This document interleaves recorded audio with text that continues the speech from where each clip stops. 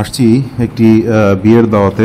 আমাদের খুব কাছের ছোট ভাই পারভেজের বিয়ের অনুষ্ঠান, বিয়ের যে সংবর্ধনা অনুষ্ঠান আর কি, সেই অনুষ্ঠানে ওদের বাড়িটি হচ্ছে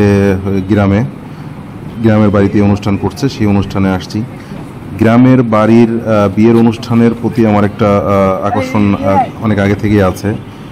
শহরের বাড়ির বিয়ের অনুষ্ঠানগুলো মিস করলেও গ্রামের বাড়ির যে অনুষ্ঠান, সেই অনুষ্ঠান আমরা মিস করি না। এই নতুন জামাই চলে আসছে, আমরা আসছি আমাদের এই যে পারভেজ ভাইয়ের বিয়েতে। পারভেজ ভাই, বিয়ে তো করলেন, অনুভূতিটা একটু বলেন ভাই। ভাই আপনার আগে অনুভূতি, আপনাদের অনুভূতি আগে শেয়ার করেন। আমাদের অনুভূতি খুব ভালো ভাই, অনুভূতি খুব ভালো ভাই। অনুভূতি আমার ছেলে এখনো দিশা পায় না, 6 মাস পরে টের পাবে না। শুভকামনা দোয়া রইল। বিয়ে বাড়ির খাবারের স্বাদ কিন্তু একটা ভিন্ন রকম স্বাদ। এটি আসলে আপনার বাসায় রান্না করা বা হচ্ছে কোনো রেস্টুরেন্টে রান্নার স্বাদের সাথে কখনোই মিলবে না। বিশেষ করে এই বিয়ে বাড়িতে যে বড় ডেক্সিতে যে একসাথে অনেক গোস্ত রান্না করা হয়, সেটা হচ্ছে যে যদি গরুর গোস্ত হয় বা খাসির গোস্ত, যেটাই বলেন না কেন, এটার স্বাদ কিন্তু টোটালি ডিফারেন্ট। আমার মনে হয় যে বেশিরভাগ মানুষই একমত পোষণ করবেন এতে। কারণ হচ্ছে যে এই বিয়ে বাড়ি হোক বা কোনো বড় অনুষ্ঠান যেগুলোতে, সেগুলোতে যে রান্নাগুলো হয়, যে অনেক মাংস একসাথে, সেই রান্নাটার স্বাদটা টোটাল ডিফারেন্ট এবং হচ্ছে খুব মজার একটা স্বাদ তৈরি হয়। কিন্তু কারণ হচ্ছে যে আপনি এই গরু গোস্ত বলেন বা হচ্ছে যে পায়েস রান্না করে বিয়ে অনুষ্ঠানে, সেইগুলো কিন্তু আপনার বাসায়ও রান্না হয় সচরাচর, কিন্তু সেই স্বাদ আর হচ্ছে এই অনুষ্ঠানের রান্নার স্বাদ কখনোই এক হয় না। এখানে হচ্ছে মেনুর মধ্যে ছিল হচ্ছে আপনার মুগ ডাল ছিল, গরুর রেজালা ছিল, মুরগির ছিল, আর হচ্ছে আপনার পায়েস ছিল, পোলাও ছিল, সাদা ভাত ছিল।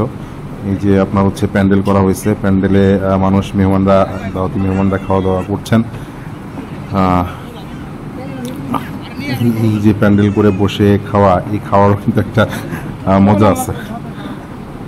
আমরাও খেতে বসবো। এই যারা খাচ্ছে এদের খাওয়া শেষ হয়ে গেলে পরের বৈঠকেই অলরেডি আমরা খেতে বসছি।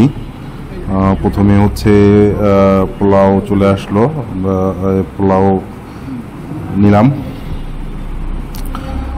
যে বলছিলাম যে আপনাদের যে বিয়ের অনুষ্ঠানে এবং হচ্ছে যে এই বড় অনুষ্ঠানের রান্নাটা বেশ সুস্বাদু হয় এবং হচ্ছে যে সবাই মোটামুটি একমত পোষণ করবেন হয়তো যে এই রান্নাটা একটু ব্যতিক্রম হয় বাসার রান্না থেকে।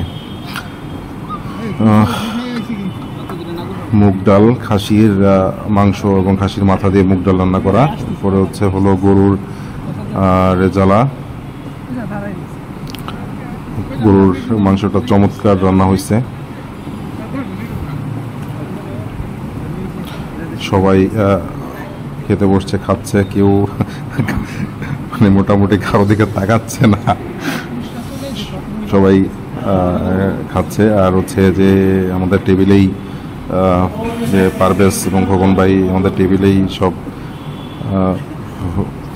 মাংস, ডাল, পোলাও, ভাতের যে বল, সে বল রেখে দিছে, যার যে ইচ্ছা মতো নিয়ে খাও, সেটাই করতেছি আমরা। এবং যেটা বলছিলাম যে মাংসের স্বাদটা ভিন্ন রকম হয় আসলে, এবং রান্নাটা খুব সুন্দর হয়েছে। আমি হচ্ছে যে বাবুর্চির নাম ঠিকানা নিয়ে আসছি, যে পরে অনুষ্ঠান যদি করি তাহলে এই বাবুর্চি দিয়ে করতে হবে। সে যথেষ্ট ভালো রান্না করছে। আনিস তো খেতে খেতে আপনার ঘেমে গেছে। তারপরে হলো যে পায়েস, বিয়ে বাড়িতে সাধারণত যেই পায়েসটা রান্না করা হয় এবং এটি একটা কমন আইটেম থাকে। পায়েসটাও বেশ সুন্দর এবং সুস্বাদু হয়েছে। খাওয়া দাওয়া শেষ, এবার বিদায় নেওয়ার পালা। আজ যাচ্ছি, কথা হবে পরবর্তী ভিডিওতে। ভালো থাকবেন ততক্ষণে।